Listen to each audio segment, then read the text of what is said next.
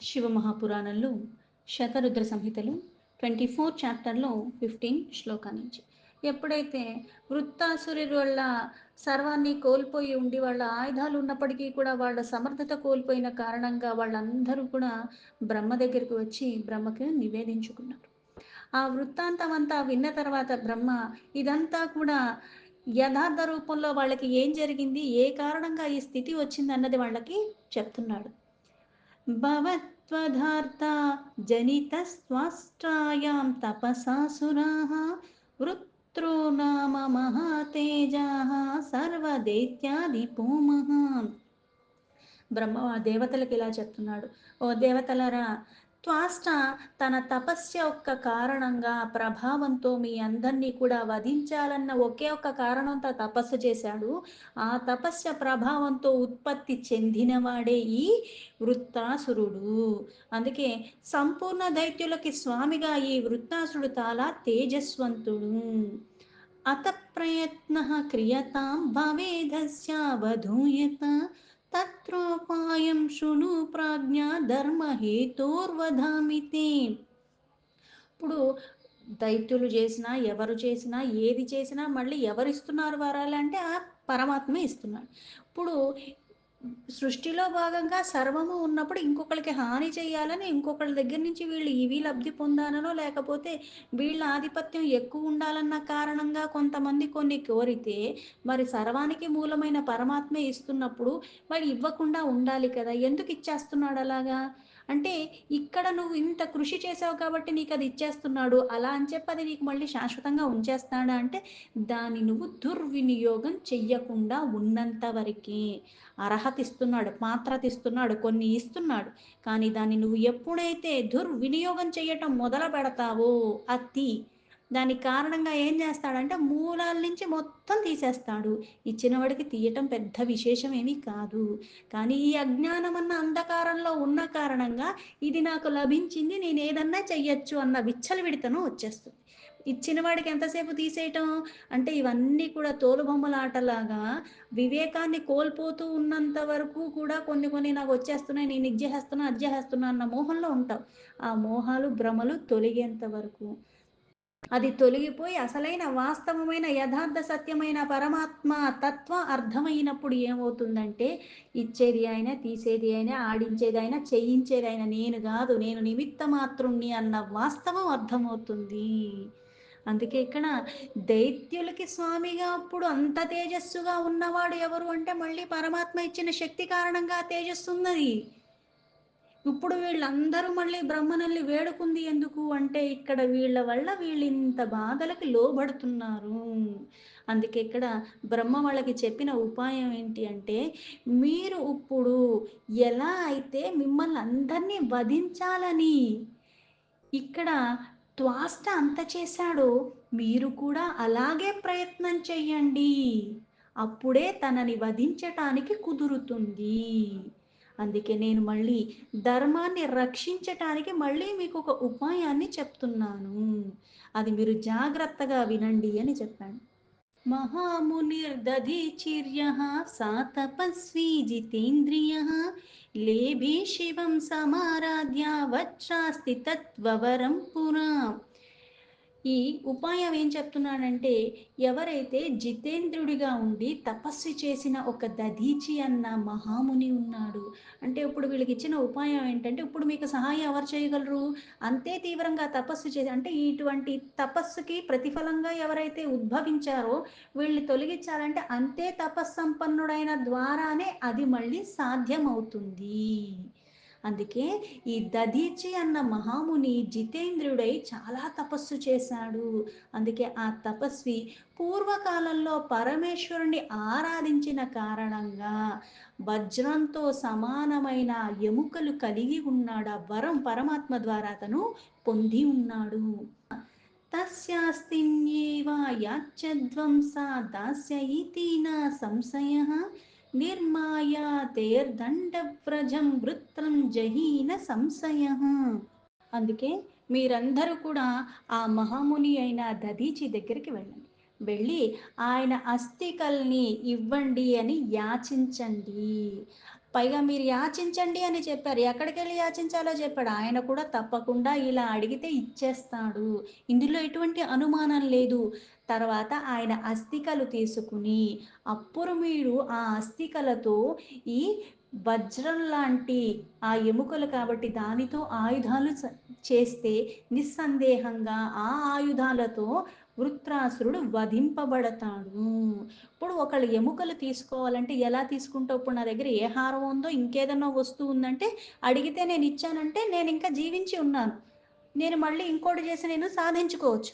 కానీ ఇక్కడ అస్థికలు ఇమ్మన్నారంటే శరీరాన్ని వదిలేయి అని అర్థం. మీ అస్థికలు మాకివ్వండి అంటే ఇచ్చేస్తారా? అంటే నీ ప్రాణాలను నువ్వు కోల్పో. ఇకతో నీ జీవితం అయిపోయింది అన్న భావన. అంటే అలా అడిగితే కూడా ఇవ్వటానికి సిద్ధంగా ఉన్నాడంటే ఏ స్థితికి చేరి ఉన్నాడా మహాముని? పరమాత్మ కార్యమన్న భావనతో, పరమాత్మ సంకల్పమన్న భావనతో ఆ శరీరాన్ని పరమాత్మ ఇచ్చా అని చెప్పి వదలగలిగే స్థితి. చిన్నదేదన్నా గాయం అయితేనే మనం తట్టుకోలేని స్థితి, అలాంటిది శరీరాన్ని వదిలేయాలి. ఇక్కడితో నీ క్షణం అయిపోయింది. అంటే మాటిచ్చిన వెంటనే ఇంకా ఆ శరీరాన్ని విడిచి వెళ్ళిపోవటమే. అటువంటివి చెయ్యటానికి కూడా ఆయన మళ్ళీ సంకోచించకుండా ఇచ్చేస్తాడు. అందుకే ఇందులో ఎటువంటి సందేహం లేదు. అంటే ఇక్కడ మరణించిన తర్వాత కూడా అస్థికలు కూడా అటువంటివి చెయ్యగలిగే అంత శక్తిని పొంది ఉండటానికి కారణం ఏంటి? ఇప్పుడు మనకి శరీరాలుండి కూడా ఒక వస్తువు కాదు కదా! ఏది ఇక్కడి నుంచి అక్కడికి తీయలేని పరిస్థితుల్లో బలహీన పడిపోయి ఉన్నాము. జీవించి ఉన్నాం కానీ బలహీనంగానే ఉన్నాము. మరణం తర్వాత కూడా అస్థికలకి అంత శక్తి ఎక్కడి నుంచి వచ్చిందంటే పరమాత్మ యొక్క కృప కారణంగా సాధ్యమవుతుంది. ఇవ్వగలిగినవాడు, సర్వాన్ని చెయ్యగలిగినవాడు, ఆయనకి సాధ్యం కానిదంటూ ఏదీ లేదు. కానీ లీలగా మళ్ళీ ఇక్కడ ఈయన శరీరం నుంచి మళ్ళీ ఆయనిచ్చిన ప్రభావంతో ఇంత వజ్రతుల్యమైనవి అని చెప్పటం ఏమిటి అంటే అర్థము, ప్రతీదీ అంతలాగా చేసి ఉంచాడు సృష్టిలో. దేనికి వినియోగించుకోవాలో అర్హత, పాత్రత బట్టి ఎలా మనం నడుచుకోవాలన్నది ఆ తత్వాన్ని పరమాత్మ యొక్క యథార్థ సత్యాన్ని తెలుసుకొని గనక మనం నడుచుకోగలిగితే ఈ శరీరానికి మించిందేదీ లేదు. దీనితో నువ్వు సాధించలేనిదంటూ ఏదీ లేదు. కానీ పట్టుకోవాల్సిన దాన్ని పట్టుకోవాల్సిన విధానంగా పట్టుకోవటము, విడవవలసిన దాన్ని కూడా నిస్సంకోచంగా విడవటం నేర్చుకోవాలి. జ్ఞానమయంగానే ఎల్లవేళలా ఉంటేనే అది సాధ్యమవుతుంది. లేకపోతే అజ్ఞానం అన్న అంధకారానికి మనం లోబడిపోతే ఈ దేహం మీద ఆ ప్రీతి, మమకార కారణంగా మనం ఏది వదలలేము. నందీశ్వర ఉవాచ తచ్చుత్వా బ్రహ్మవచనం శక్రో గురుసమన్వితః ఆగచ్చత్ సామరః సద్యో దదీచ్యాశ్రమాముత్తమం. నందీశ్వరుడు మళ్ళీ ఆ మునికి ఈ వృత్తాంతాన్నంతా చెప్తున్నాడు. అందుకే బ్రహ్మ ఎప్పుడైతే ఉపాయాన్ని చెప్పి ఎవరి దగ్గరికి వెళ్ళాలో, ఏం అడగాలో అవన్నీ చెప్పేశాడు. వీళ్ళందరూ కూడా దేవతలొక్క గురువైన బృహస్పతిని తీసుకుని వాళ్ళందరూ కూడా త్వరగా ఇంద్రుడు వీళ్ళందరూ కూడా దదీచి ఆ ముని ఉన్న ఆశ్రమానికి వెళ్ళారు.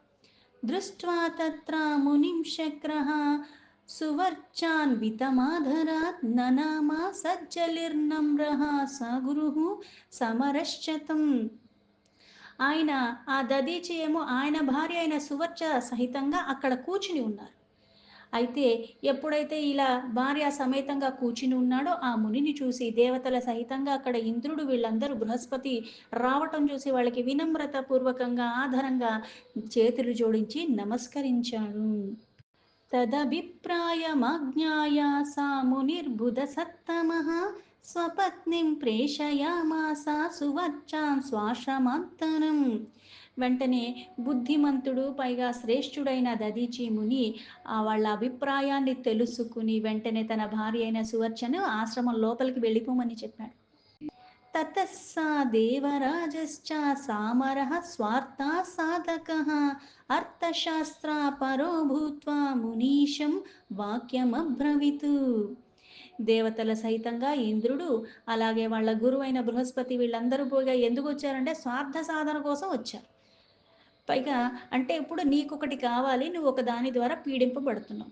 నీకు దీని నుంచి ఉపశమనం కావాలి. నీకు మళ్ళీ కొన్ని నువ్వు కోల్పోయావు కాబట్టి అవి నువ్వు మళ్ళీ సాధించుకోవాలి. దీనికి నువ్వేదన్నా కష్టపడి సాధించుకోవటం వేరు. దీనికి కారణంగా నువ్వు ఒకటి కావాలి కాబట్టి ఇంకొకళ్ళు ప్రాణత్యాగం చేయటం అన్నది మళ్ళీ నువ్వు ఇక్కడ స్వార్థంతో తీసుకున్నట్టే కదా! అవతలాయన శరీరాన్ని విడుస్తున్నాడు గానీ ఆయనకేమొస్తుంది దీనివల్ల లాభం? ఏమీ రావట్ల. కాకపోతే నిస్వార్థ స్థితి. పరమాత్మకి సమర్పణ భావంతో ఉండటం, పైగా ఇది పరమాత్మ యొక్క సంకల్పం అన్న భావనతో దాన్ని స్వీకరించి దానికి తగ్గట్టుగా మనము ఆచరించటం అన్నది ఉత్తమ స్థితికి చేరిన వాళ్ళ గుణాలు, లక్షణాలు ఎలా ఉంటాయని చెప్పటానికే. నిస్వార్థంగా ఉంటారు. స్వార్థమే లేకుండా ఆళ్ళకి వచ్చేదేమీ లేకపోయినా సరే అన్నీ ఇవ్వటానికి కూడా వాళ్ళు వెనకాడని స్థితి. అందుకే ఇక్కడ స్వార్థ సాధనంగా వీళ్ళందరూ వెళ్లి అడిగినప్పటికీ కూడా తన స్వప్రయోజనం ఏమీ లేకపోయినా సరే, ఆ మునీశ్వరుడికి వీళ్ళందరూ కూడా అక్కడ చెప్తున్నారు. అంటే ఇక్కడ కొన్ని కొన్ని మనకున్న బలహీనతలు, లేకపోతే కొన్ని అవసరాలు ఎలా చేస్తాయి అంటే, ఎవరినైనా సరే ఏదన్నా అడగటానికి ఆ క్షణంలో ఉన్న ఆ పరిస్థితుల కారణంగా వెనకాడలేని స్థితిలో ఉంటాం. అడగవలసొస్తుంది. అడుగుతాం అంతే. శక్ర ఉవాచ త్వాష్ట్రా విప్రాకృతాః సర్వే వయం దేవస్తతర్షయః శరణ్యం త్వాం మహాశైవం దాతారం శరణం గతాః. అందుకే ఇక్కడ ఆ ముని ఇలా అడుగుతున్నారు దధీచిని. దేవతలు, ఋషులు అందరూ కూడా మేమందరము త్వాష్ట ద్వారా చాలా దుఃఖాలతో పీడింపబడుతూ ఉన్నాము. అందుకే మీరు చాలా శివభక్తులు, పైగా మహాశివుడు యొక్క శ్రేష్టమైన భక్తి కారణంగా మిమ్మల్నే మేము శరణు వేడుకుంటున్నాం. అంటే మాకు దిక్కు నువ్వే. నువ్వు తప్పితే మమ్మల్ని ఆదుకునే వాళ్ళు లేరు. అందుకే ఇంత దీన పరిస్థితుల్లో ఉన్నాం కాబట్టి మేమందరం కూడా మిమ్మల్నే శరణు వేడుకుంటున్నాము. అంటే మమ్మల్ని మీరే కాపాడాలి. మాకు మీరు తప్పితే ఇంక దిక్కు లేదు అన్నట్టుగా వచ్చారు. స్వాస్తీని దేహి నో విప్రా మహావర్చా మయానిః అస్తనాతే స్వపవిం కృత్వా హనిష్యామి సురద్రుహం. అందుకే ఇప్పుడు మాకు మీరే దిక్కన్నారు. అందుకే ఇక్కడ ఓ విప్రవర్య వజ్రతో సమానమైన అస్థికలు కలిగి ఉన్నారు కాబట్టి మీ అస్థికలు మాకు ప్రసాదించండి. మీ యొక్క అస్థికలతో మేము వజ్రాలతో సమానమైన ఆయుధాల్ని చేసుకుని మా దేవతలకి ద్రోహం చేస్తున్న వృత్తాసురుడిని మేము వధిస్తాము. అంటే మీరింకా మీ శరీరాన్ని విడిచేసి ఆ అస్థికలు మాకిచ్చేస్తే దీనితో మేము ఆ వృత్తాసురుడిని చంపి అప్పుడు మేము కోల్పోయినయన్నీ మేము మళ్ళీ సాధించుకుంటాము. ఆ ద్రోహిని శిక్షిస్తాము అని చెప్పారు. ఇత్యుక్తస్తేన స మునిః పరోపకరణో రతః ధ్యాత్వా శివం స్వానాతం హి విససర్జ కళీవరం.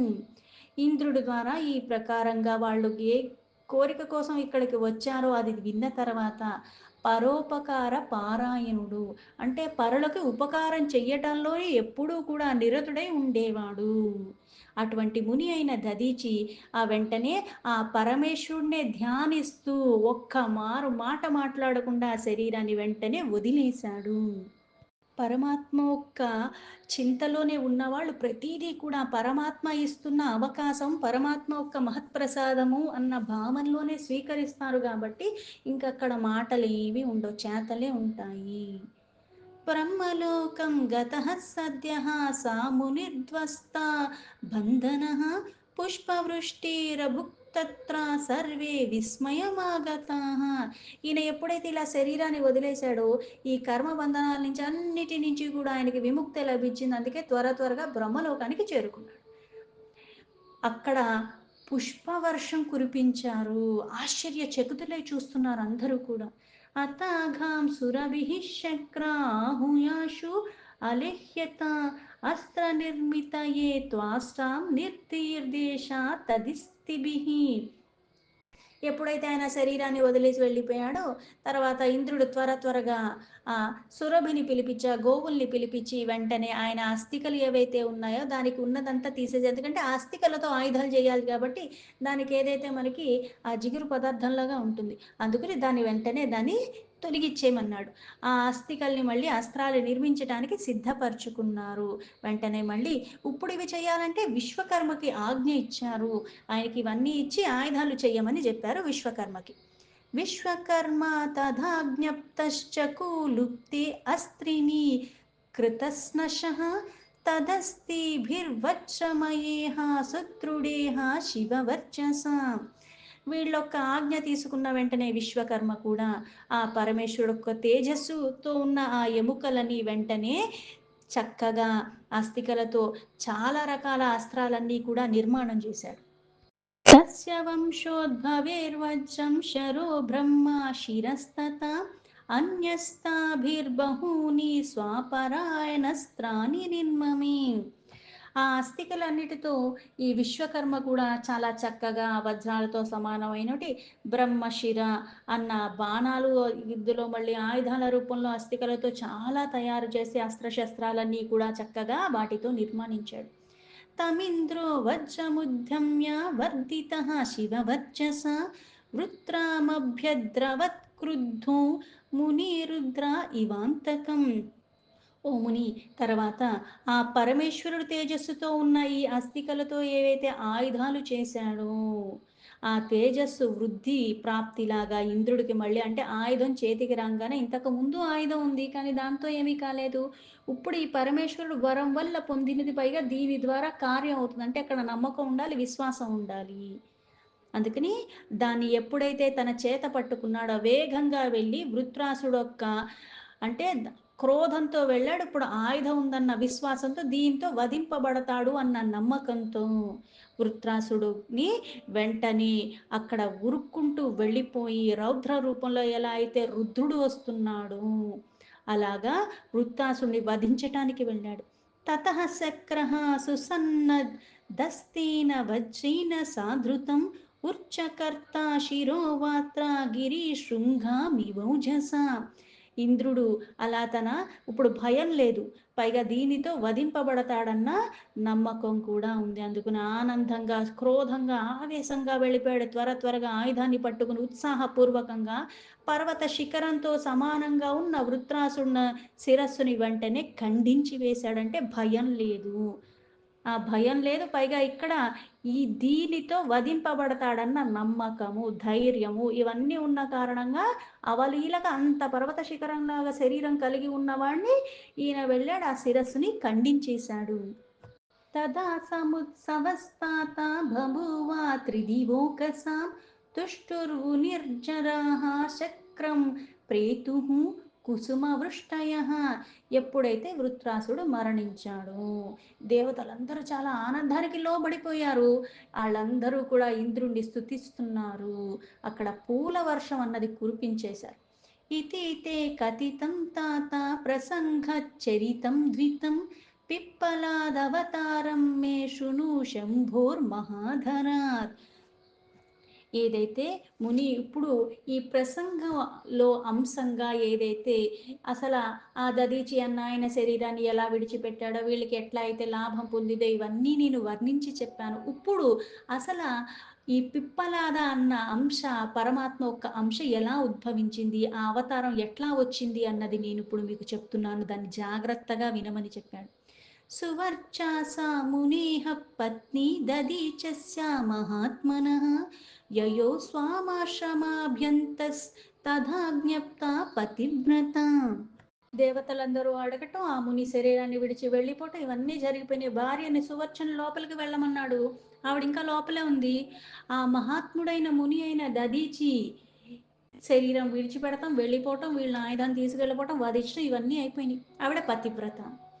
అందుకే ఆ భర్త ఆజ్ఞతో లోపలికైతే వెళ్ళింది, కాకపోతే ఇక్కడ భర్త ఇంకా వెనక్కి రాలేదు. పైగా ఇక్కడ భర్త శరీరాన్ని విడిచినట్టు కూడా ఆవిడికి తెలియదు. కానీ ఈవిడ పతివ్రత, ఆ భర్తే సర్వస్వం అనుకుని జీవించి ఉన్నది. అగత్య తత్ర సా దృష్ట్వా నా పతిం స్వం తపస్విని గృహకార్యా చ సా కృత్వా కిలం పతి నిధీశతః. భర్త చెప్పాడని ఆయన చెప్పంగానే వెళ్ళిపోయింది లోపలికి. నేనెందుకు వెళ్ళాలి, నేను ఇక్కడే ఉంటా, ఇట్లాంటి ఏమి లేవు. అందుకే పతివ్రత, భర్త యొక్క ఆజ్ఞను పైగా భర్తకి అనుకూలంగా నడుచుకునేది. భర్త ఆజ్ఞంతో లోపలికి వెళ్ళిపోయింది, అక్కడ చేసుకోవాల్సిన గృహంలో ఉన్న కార్యాలన్నీ చేసుకుంది. మళ్ళీ ఒక్కసారిగా తపస్విని బయటకు వచ్చి చూసింది. అయితే అక్కడ ఆ భర్త శరీరాన్ని విడిచిపెట్టాడు. ఆ శరీరం ఎందుకంటే వచ్చిన వాళ్ళెవరు వీళ్ళేదో అడిగారు కాబట్టే, లేకపోతే అకారణంగా ఏదీ లేకుండా శరీరం ఎందుకు విడిచిపెడతాడాయన? అందుకు నా భార్య ఆ భర్త శరీరం విడిచిపెట్టుట చూసేసరికి ఆవిడకి క్రోధావేశం అన్నీ వచ్చేసాయి, బాధ. ఆజగామా పునస్తత్ర పశ్యంత్రి బ్రహ్మశోభనం దేవాంశ్చ తాన్ మునిశ్రేష్ట సువర్చ విస్మితాభవత్. దేవతలు ఇంతలాగా అంటే ఇట్లాంటి కార్యాన్ని ఎలా చెయ్యగలిగారు? అశోభనీయమైనది. అంటే దేవతల్ని పూజించి వరాల్లాగా పొందుతాం తప్పితే వాళ్ళే మన దగ్గర నుంచి అన్నీ తీసేసుకుంటారా అశోభయమానంగా?